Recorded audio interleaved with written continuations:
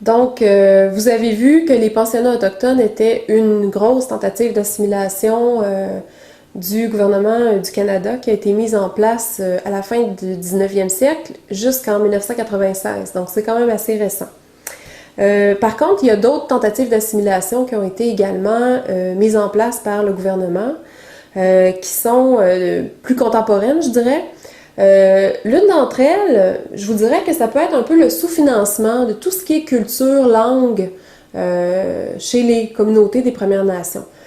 En effet, si on fait un calcul rapide, chaque communauté a environ 2,50 $ par habitant de leur communauté, donc par membre de la communauté, pour les langues. Donc, et avec ça, on doit conserver les langues, on doit les transmettre, on doit les promouvoir. Donc, c'est un budget qui est nettement insuffisant. Et c'est comme ça depuis des dizaines d'années. Donc, c'est peut-être, et je dis le bien peut-être, un moyen que le gouvernement a pris pour finalement s'assurer que la langue va se perdre petit à petit et que petit à petit, les Autochtones passent encore du statut d'Autochtone affirmé, culturellement épanoui, si vous voulez, et linguistiquement, à un statut de Canadien. Donc, c'est peut-être un moyen. Il y a aussi également l'adoption d'enfants autochtones par des familles blanches. Ça s'est vu beaucoup dans les années 50, dans les années 60 au Canada.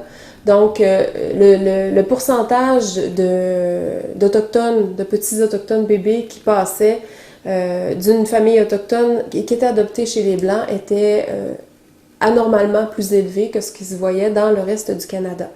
Donc, et encore aujourd'hui, normalement, souvent, quand un jeune autochtone, un enfant, va être en trouble dans sa famille parce qu'il va y avoir des problèmes au niveau social, au niveau violence domestique, etc.